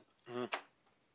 It's amazing how it flipped once the situation was actually clarified, and they no longer had those feelings to harbor off and feed off of, because they had. And I'm sorry, I have to interject, because I feel like what they actually did with you was they projected their own problems in your direction, and it was just a reflection of themselves. That's what I feel like happened. That's what I feel like happened. Well, the law of attraction also, I prefer the law of reflection, is very confusing in a lot of regards. But then again, it's also simple to understand if you understand how reality works. But there's so many other questions regarding it that we could delve into it in greater detail. But I want to get back to something talked about earlier, crystals. Let's go to another type of crystal and how, if you know anything about how it affects us. Snowflakes. My favorite season is summer. Second favorite is winter. I can't see myself living in an island paradise year round because I want to have the opportunity to walk through snowflakes a couple times a year when the winter comes, and I had the chance to do that today for the first time this winter, and I think it felt pretty great. Do you know what kind of healing or metaphysical enhancing properties snowflakes give? Walk through a blizzard.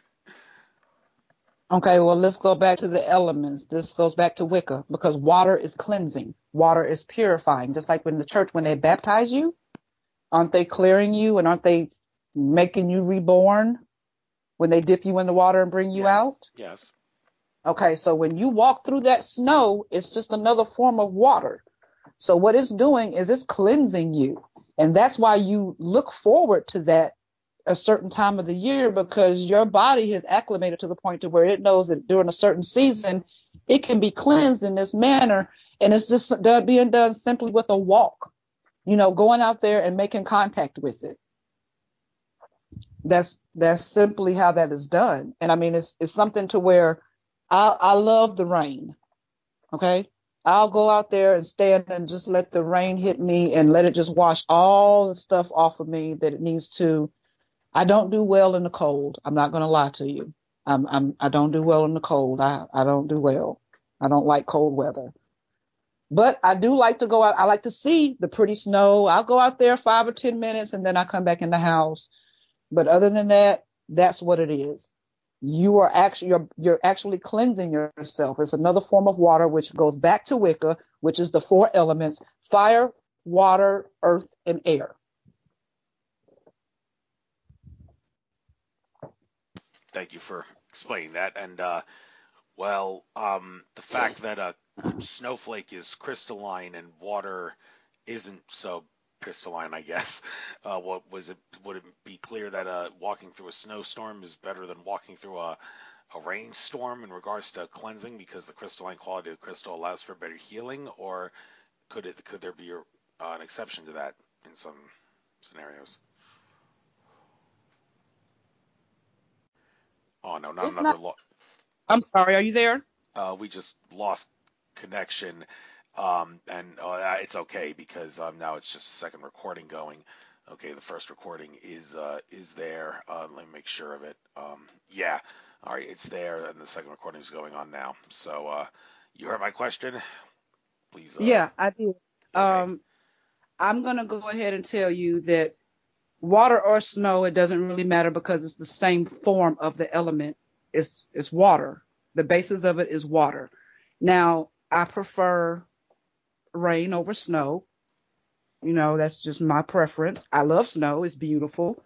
But growing up north, I think I've had my fill of it. I grew up in Florida also. So down south, I've had my fill of all the wonderful heat and all the rain and everything else. So as a middle ground, I choose rain. I choose water. And basically, to answer your question, snow or water, either one would be good. It just depends on where you're located at and what you have available to you or what the weather is like at that particular time and how you need to be cleansed. Because if it's wintertime and it's a snowstorm and you feel that you have all this bottled up negative energy, go walk outside in the snow and you'll feel better once you finish and you come back in because that water has cleansed you. Even though you're clothed, that water has still in some way gotten into your aura, your space, and your energy. You have allowed nature to take this negative energy from you, draw it back into the earth, and then return it back into a positive energy. That is something that is simply amazing. And people don't realize something as simple as a walk can do you wonders. I can certainly attest to that about walks doing wonders. So, okay, I'd like to talk about a somewhat controversial subject it may be. You said I am not voodoo. Well, let's talk about the collective consciousness aspect and how that may tie into both Wicca and voodoo for a moment here. Maybe you can compare and contrast the two and dispel any other myths if you want to. But the point is, I bring this up because sun gazing, I like to do it, and well, they talk about even though in the first hour of sunrise and sunset the UV index is at 0, you still put your eyes at risk of doing damage. Well, to what extent is that true if you have a lot of people around you who either believe or don't believe a certain thing about looking at the sun? I mean, I've heard people like Chief Golden Light Eagle from the Dakota tribes. He actually said that if you're in the right state of mind, it is possible to look at the sun at high noon with open eyes, and no damage will occur to your eyes, and all the electromagnetic energy will just bypass the physical and go right to you to neutralize everything in your body for the better that's out of balance, put everything in balance and whatnot. Others assert no, the human body just isn't really made for that. Even if you are in a very high state of consciousness, it's still not particularly safe. And well, let's just say someone is in a very high state of consciousness and can discipline themselves to look at the sun without causing too much damage to their eyes if they do it at high noon or something. Well, what if a lot of people are seeing them do it, and a lot of people believe that they're going to hurt their eyes, and the person keeps telling them, you're going to hurt your eyes if you keep doing this, you're going to hurt your eyes if you keep doing this, and they keep hearing that, and they keep getting hassled by people all the time. Is it possible, from a collective consciousness standpoint, that all the people who believe that that person is going to cause damage to his eyes will cause damage to his eyes, and make him think the sun caused the damage when in reality it was them? If you think it sounds crazy, I heard a woman talk about she always feared her kids getting the flu every winter. Every winter her kids got the flu, but then she found out about the law of attraction and started envisioning her kids having healthy lives throughout the winter, not getting the flu. And then the next thing she knew her kids stopped getting the flu. So is it possible the same thing would happen to someone with their eyes getting damaged through sun gazing if everybody around them believe they're hurting themselves? That kind of, I think, ties into voodoo in some regard, because you see the stereotype of voodoo. Someone sticks a needle in a voodoo doll's leg in the cartoons, and then the person the voodoo art represents starts screaming, something just stuck me in my leg. And well, that also raises the question of, do you need get permission from someone's higher self to be able to do voodoo on them? Well, a lot of witch doctors say, no, I don't need to ask their higher self for permission. I'll just make a doll of them and stick a needle in it, and then they'll cry in pain, and it's that simple. Well, I don't know. Is that how it works in the real life? I'd like you to get into this, and also the collective consciousness stuff causing damage to people. Can you get into that too? Yes, I can. The first thing I'm going to touch bases with is the sun gazing. I love sun gazing. I've heard over and over again how it would damage your eyes. I see perfectly fine. Okay. Good example is, I was a child in elementary school. We had an eclipse. And of course, they tell you that you can't look directly in it because it'll blind you. It'll damage your retinas. It'll do this and it'll do that. So everybody in my class was terrified, and they had this piece of paper with the pinhole in it they were looking through because they were so scared they weren't going to be able to see. Me being the person that I was, the child that I was, God bless everybody who had to deal with me, I was the one child who was looking directly at the sky. I didn't want that piece of paper in my face. I wanted to see if what they were saying were true, because I felt like they were just trying to scare me. They couldn't produce any proof that any of this happened. I believe that when people do that, they manifest these things into their lives. I don't believe that is something that is there. It's something that they're going off of what they were programmed and what they were taught. What proof do they have?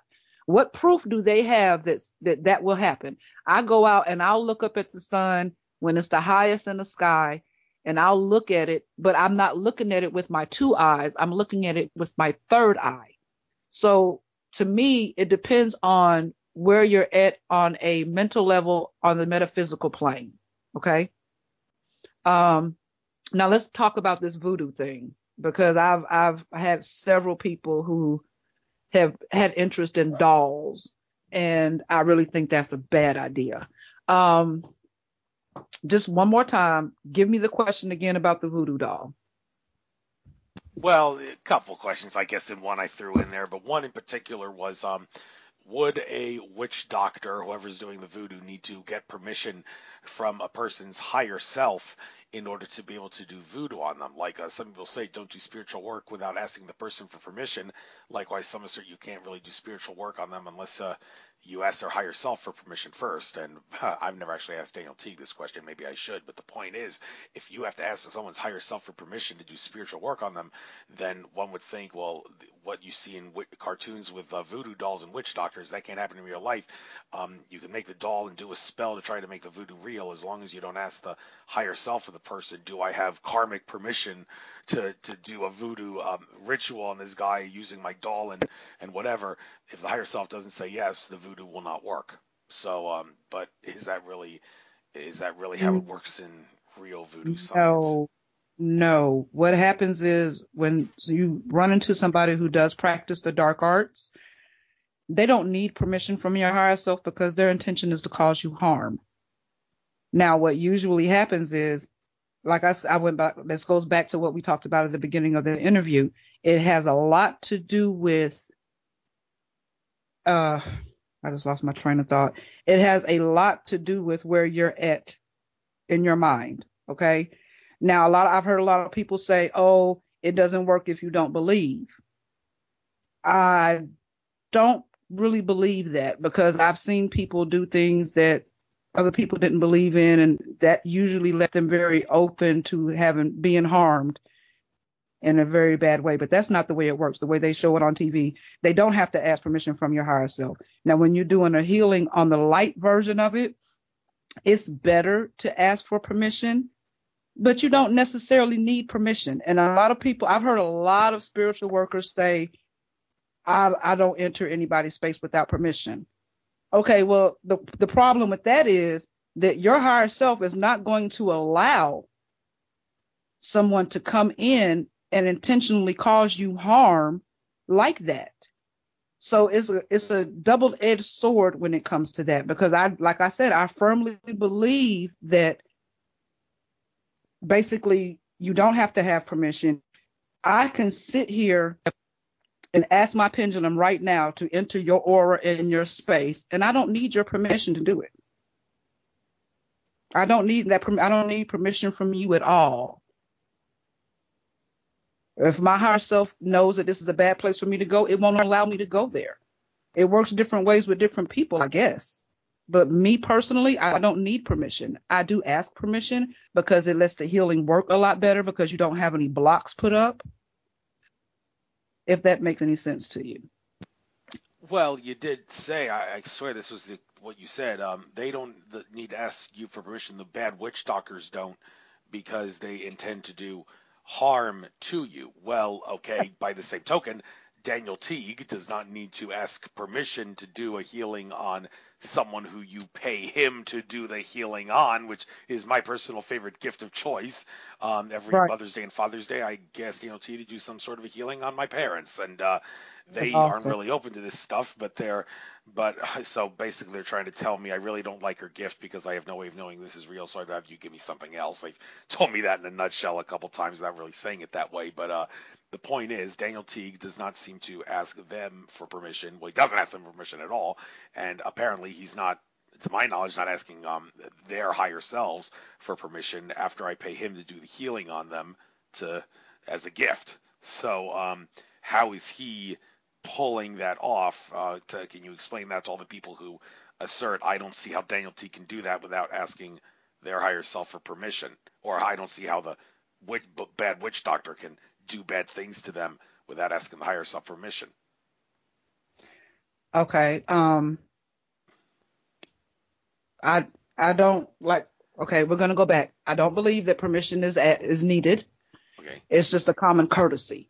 Okay. Honestly, You made that. it's clear, just yes. it's just a common courtesy. It's kind of like, can I park in your driveway for just a minute? I'm just gonna turn around because I'm lost. I lost my direction. It's a common courtesy. We can go in and do anything that we want to. It is the intention of the individual, once again, on what it is that they want to do. Like I said, I can actually enter your aura and your space right now while we're speaking, and I can just activate my pendulum and connect with energy and source and be in your energy, your aura, and your space.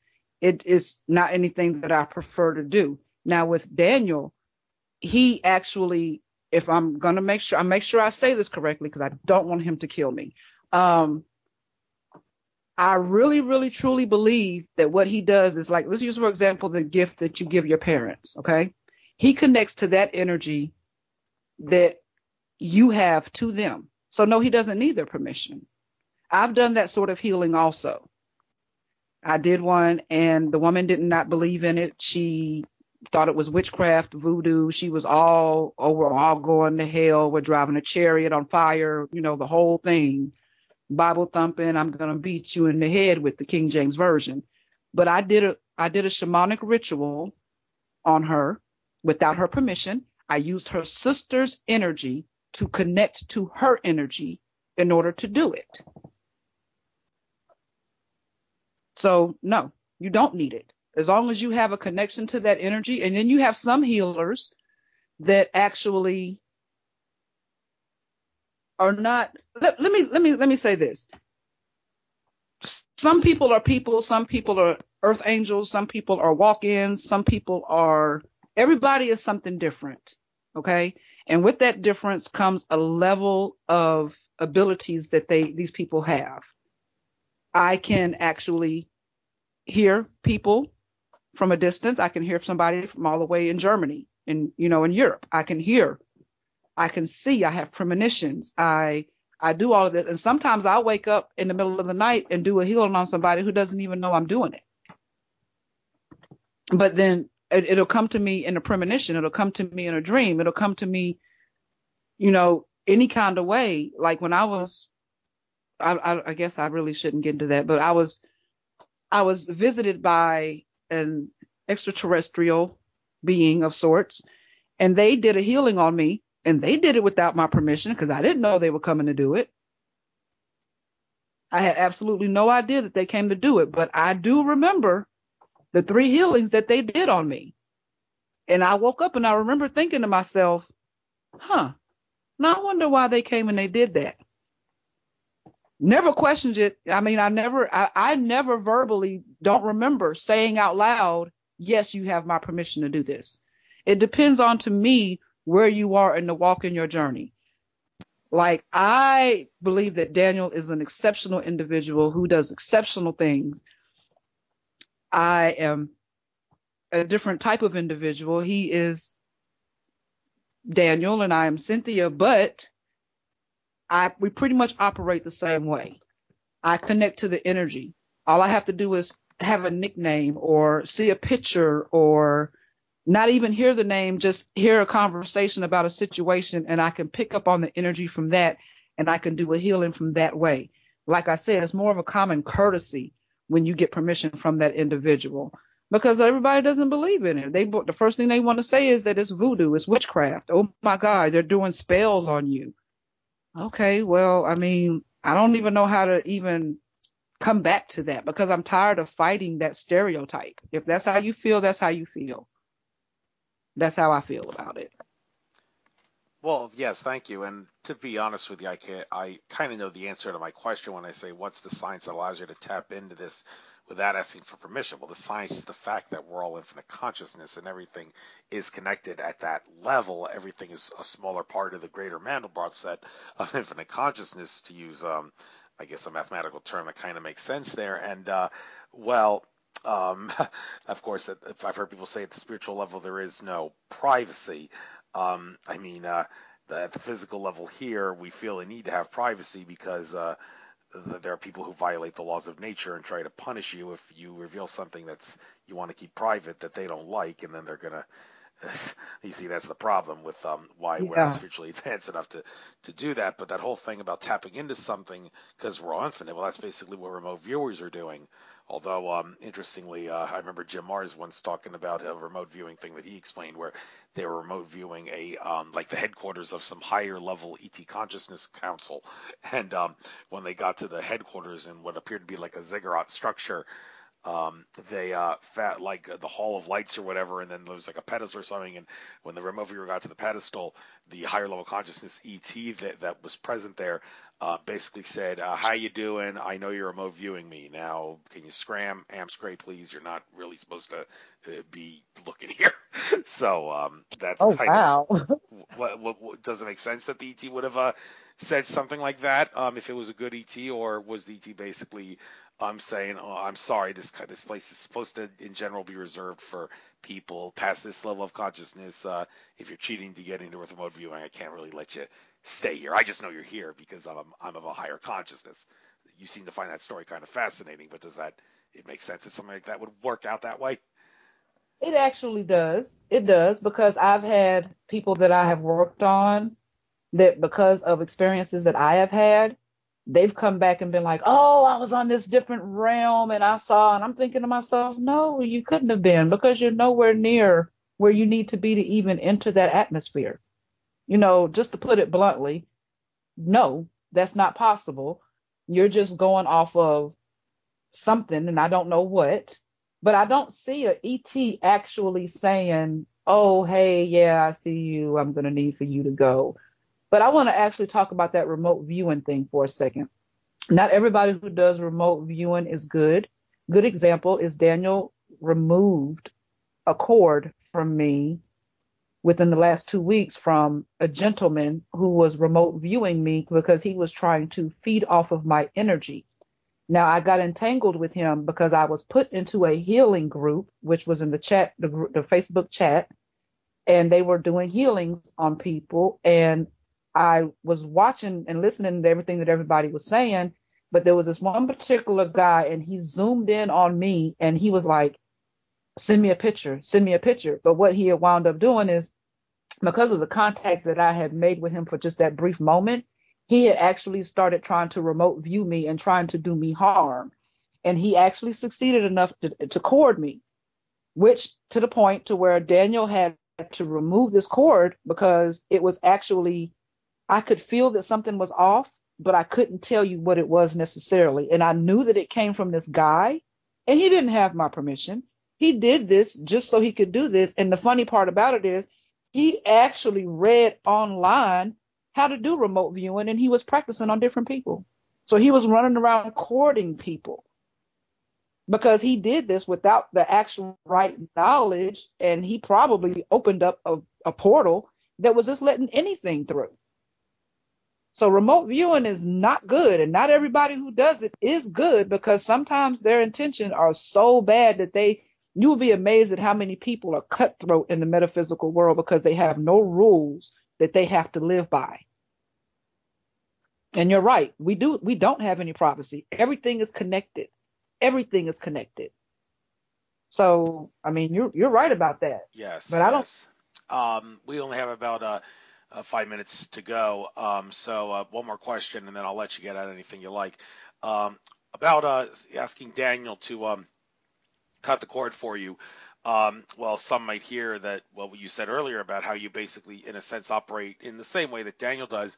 One would ask, why not be like Wolverine of the X-Men and heal thyself, cut the cord yourself if you operate on the same level he does? If that doesn't work, can you explain why? And I also want to ask you, why not ask Archangel Michael? I mean, Daniel Teague, he's got to make a living. He's allowed to charge his price. But with all due respect to him, they need to ask for a price for their work. If Archangel Michael can use his mighty spiritual metaphysical sword to cut the same cord for you, why pay him or any other healer a fee when the angels can do it for you? I actually asked Daniel the same question, so he's not going to take offense to me asking you this. But what would your response be?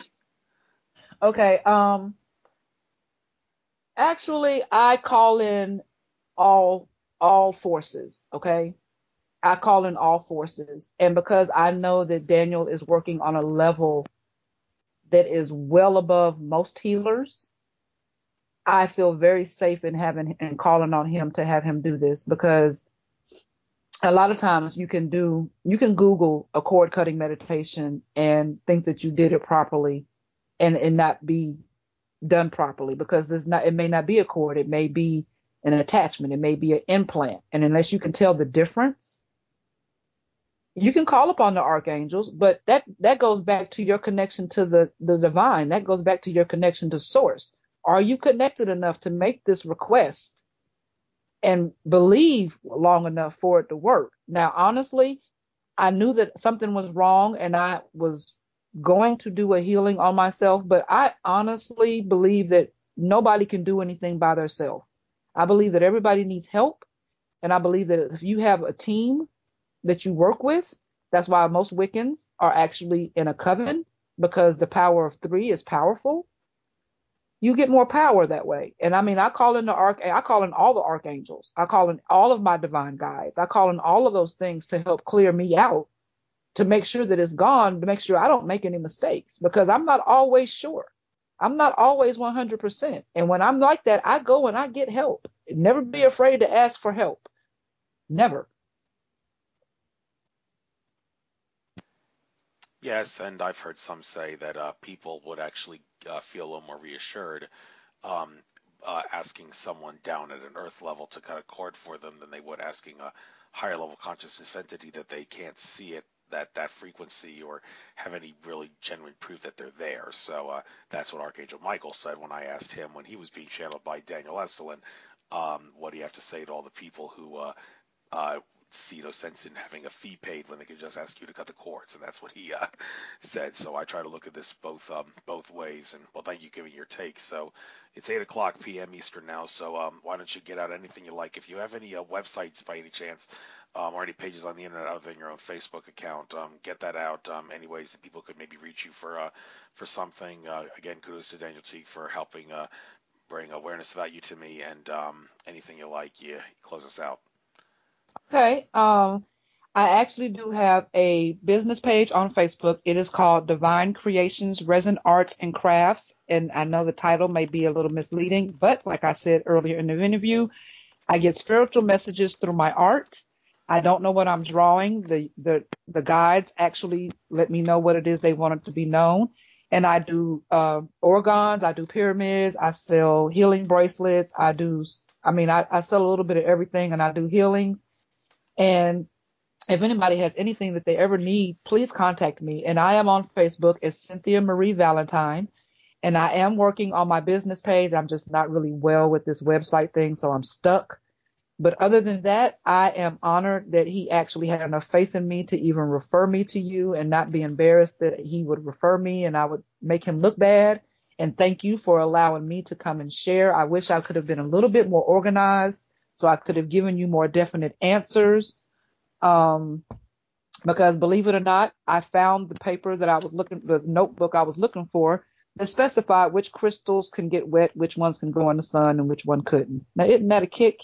That's cool. If you want to maybe upload that to your, if you take a picture of that and upload the picture to your Facebook page, I might as well upload it to my Nature of Reality Radio group page so people can see it. So if you want to do that, just so we get this info out, then we can go that route. So, but anyway, I think for a purpose of a 2-hour show, it wouldn't have been really good to read off a list.